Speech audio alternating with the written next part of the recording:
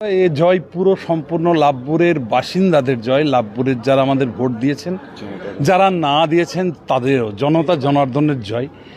আমি বিশ্বাস ছিল লড়াইটা খুব কঠিন ছিল, তবু বিশ্বাস ছিল আমি জিততে পারবো, কারণ মানুষের আশীর্বাদ পুরোপুরি কাজ করেছে আমার সঙ্গে। এবং আজকের জয় আমার দলের রাজ্য নেতৃত্ব, কেন্দ্রীয় নেতৃত্ব যারা আছেন প্রত্যেককে উৎসর্গ করলাম এবং মানুষের সেবায় মানুষের জন্য কাজ করব এই শপথ নিলাম। আজকে শপথ নেওয়ার দিন।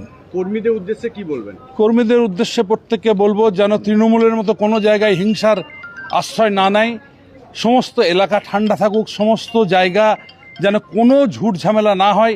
প্রত্যেক মানুষ যারা ভোট দিয়েছেন বা যারা আমাদের দেননি সকলকে শান্তিতে রাখতে হবে। আগামী দিন যেন ভোট চাইতে না হয়, মানুষ এমনি ভোট দেয়, বিজেপির যে বদনাম ছিল বদনামটা এমনি দূর হয়ে যাবে। এই লড়াইটা কতটা কঠিন ছিল আপনার? কঠিন লড়াই, কঠিন থেকে কঠিনতর লড়াই, মানে সাংঘাতিক। মানে এত পরিমাণ, ধরুন একটা শাসক দল তার পয়সাপাতি, তার উপরে আমাদের এই সামান্য ক্ষুদ্র পয়সা নিয়ে সেখানে লড়াইটা প্রচুর চাপের ছিল। শুধুমাত্র মানুষের ভালোবাসায় কাজটা হয়েছে। যে আক্রমণ হয়েছিল সেদিনকে, এটা নিয়ে কি বলবেন? আক্রমণ তো আমি সেদিনকে মারার উদ্দেশ্যে পুরো মেরে দিত, এবং যেভাবে পুলিশের গাড়ি ভাঙচুর হয়েছে, তারা আজও ভিডিওগ্রাফি করছে বা বিভিন্ন রিলস বার করছে, কিন্তু কিছু হয় না তাদের। তবে এবার আইনের শাসন আসবেই, এটা আমি দায়িত্ব নিয়ে বলছি। আইনের শাসনে তাদের আসতেই হবে, কারণ এখন আর শাসকের আইন চলবে না, আইনের শাসন পশ্চিমবঙ্গে পুনঃপ্রতিষ্ঠা হবে। লাভপুরের মানুষকে কি বলবেন? লাভপুরের মানুষকে একটা কথাই বলবো, মানুষ খেয়ে দিয়ে আরামসে শান্তিতে ঘুমন।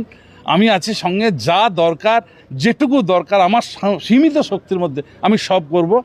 লাভপুর হসপিটালের প্রথম কাজ শুরু করব কয়েকদিনের মধ্যেই, এবং হসপিটালটা মোটামুটি নার্সিংহোমের রূপ দেওয়ার চেষ্টা করব। ভারত মাতা কি। কত ভোট হলো আপনার টোটাল?